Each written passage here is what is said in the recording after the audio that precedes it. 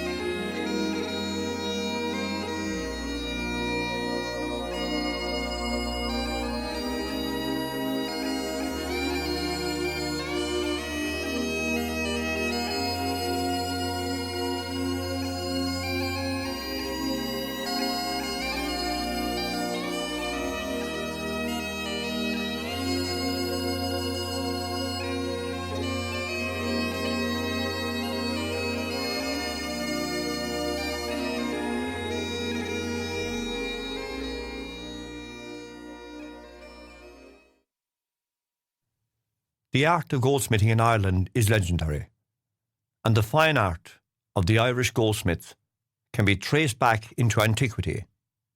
Its origins can be traced back to the late Bronze Age in the Kerry area. According to historians and archaeologists alike, the late Bronze Age, 1200 to 500 BC, was a period of high productivity in the world of Irish goldsmithing. The advancement of goldsmithing skills resulted in the many variations which fall into two main works. Stronger items were made from cast, manufactured from bars or ingots, resulting in the manufacture of precious Irish-produced golden objects used for an individual and their attire. Among these, gold bracelets, etc. Interesting information from our National Museum of Ireland. Quote, dress fasteners and neck rings contrast for gorgets, ear spools and discs made of sheet gold. Thin gold foil was then used by the smiths, sometimes highly decorated, was used to cover objects made of other metals such as copper, bronze or lead, unquote. Gold wire was also used by our ancestors to produce hair ornaments called lock rings. In County Clare, in a place called Gutton Revok, a hoard was found. Amongst the discovery was a collar and ear ornaments dated to the late Bronze Age, 800 to 700 BC. Many techniques were employed and developed over time, and then used by skilled Irish craftsmiths to manufacture many decorations and ornamentations, such as motifs, which included arrangements of various geometric patterns, concentric circles, as seen on the famous Causeway Gold Box, domed or conical bosses and rope designs, and according to experts, a herringbone pattern was made, which gave the objects a unique finish. The location of hoards of objects is a characteristic of the late Bronze Age in Ireland. Many hoards of gold objects have been unearthed from time to time from the landscape of ancient Éireann, which contains variations of gold, bronze and other objects. Sometimes also contains necklaces of amber beads.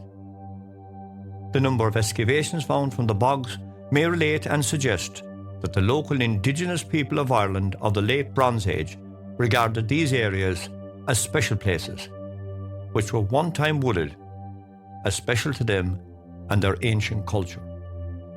Thus, apart from the environmental reasons, the historical value of our bogs must be preserved, because we don't know the full extent of unknown finds that lie beneath. These important finds in Ireland have yielded bronze and gold objects, most found during turf operations, spanning about 70 years. Examples are in the Bog of Cullen in County Tipperary, and here in Kerry, the Killury North Gold Hoard that was found by Edmund Stack in the year of 1940, and the famous early Bronze Age gold lunulae found near Banmore, Abbeydorney. A Bronze Age dagger was found at Glonalapa East, Kilmiley, and a Bronze Age pin was found in Ratu, North Kerry, Ireland. Also, Bronze Age cauldrons used in the area, and according to historians were associated with the old trading route from the Mediterranean Sea, have been unearthed from time to time. I have covered these places in my series, so check the series out. Another noted find in Ireland was a large hoard of gold ornaments found in the marshy ground close to a lake near Mahon North, County Clare, Ireland, known as the Great Clare Find, in March of the year 1854. During works for the West Clare Railway, near a dyke near Mahon Lake, contained over 150 objects, weighing, according to historians, over 11 pounds 5 kg. The gold hoard consisted mostly of bracelets, but included at least 6 gold collars and 2 neck rings. 29 of the 150 objects remain today and date to the Bronze Age. I will visit the area during my research during this year, so keep a listen to the podcast. This collection, what is left of it, due to some of it being melted down by dealers after the initial find, is located, according to historians, in the National Museum and some in the British Museum. Among the more dramatic gold items of the late Bronze Age are the large gorgets, made mainly from sheet gold, that would have been worn on the breast. Other gold items worn as objects of prestige were large ear spools that would have been inserted into the earlobes, specially perforated and stretched for the purpose. This, according to historians.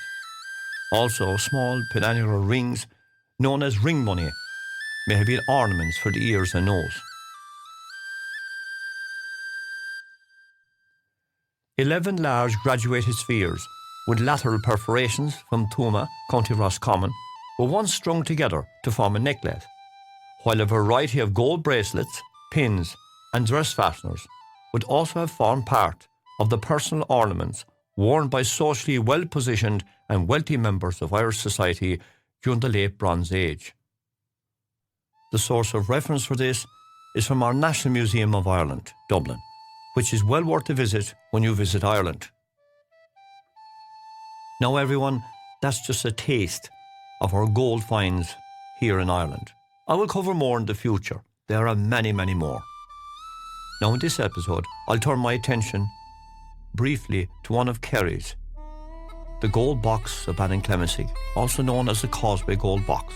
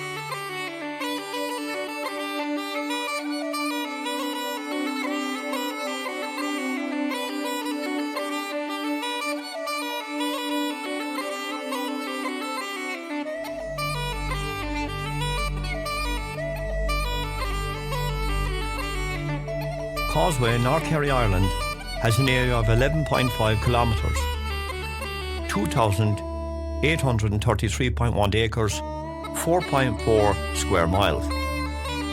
The townlands that surround this famous place are Balinclemisig, Ballinclemesig, Clooneen, Drumclean East, Drumclean West and Farran.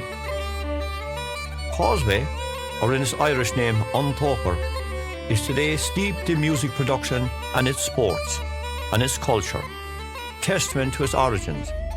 Indeed, within the heart of this vibrant village is a ring fort dating to the Iron Age period of North Kerry's illustrious history. On the 28th day of May 2023, I visited the old Killury Cemetery, which is a mine of information, and the ring fort in the village of Causeway, which is in great condition and well worth a visit when you come here to Ireland on holiday or have an interest in our local history and our past. This ring fort is a fine example of a univaette fort which is under the protection of the National Monuments Act of Ireland. A plaque at the entrance of the univaette fort reads, "This ring fort is located immediately southwest of Causeway Village. It appears as a circular enclosure on the 1840 to 1842 map, but has been distorted. This circular area is enclosed by a well-defined bank, except to the northwest, where the erection of a shed has caused a gap in the bank.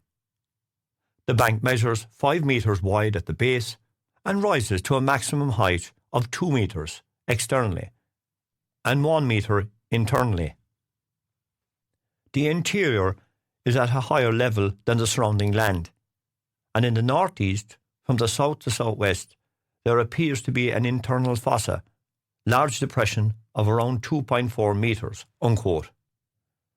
Way back in antiquity, Causeway or Untoker was at the crossing point of many roads intersecting.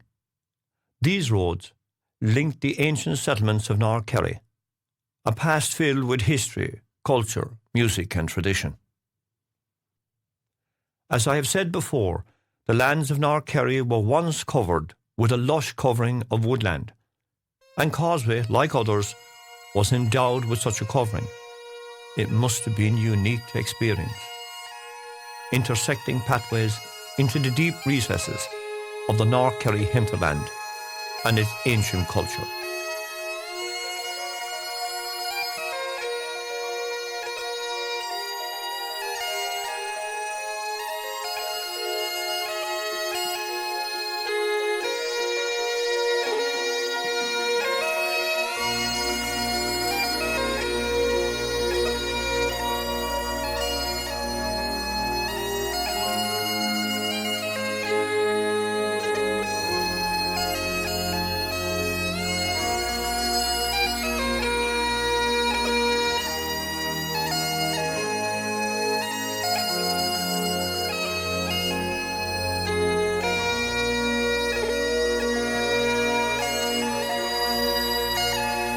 Buried deep within a reclaimed bog of Balinclemisig, in the old parish of Killury, Causeway County Kerry Ireland, in the year of 1975, Sean Egan of Ballyheigue uncovers, after a day's tilling on the land by a plough, a unique artefact of the late Bronze Age, the Gold Box of Balinclemisig.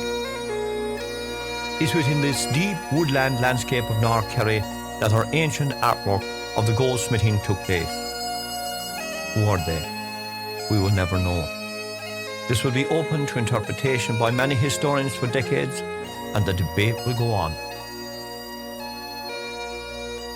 This unique cylindrical box measures 6.5 inches in diameter, its depth is 1.8 centimetres, and its weight is 36.1 grams, made of gold. The Causeway box was made of, quote, heavy gauge gold foil. One of its faces is now detached from the other. From this, a person can see the construction of this priceless ancient North Kerry relic. Its construction is of hooped gold ribbon. The edges are bent outwards to form flanges. Both faces are similar and overlap the body of the box. the faces or discs were attached to the body by a moulding of gold, unquote. The decorations of both faces are almost identical. The centre of each bears a conical boss surrounded by 5 concentric circles. Surrounding this is another 6 similar bosses of 5 concentric circles, unquote. An exquisite feat of craftsmanship and dexterity of our ancient goldsmiths, according to Michael Ryan in his article on the Gold Box in the Kerry Archaeological Historical Magazine 1981, Series 1, number 14, quote, presumably laid out by compass, unquote.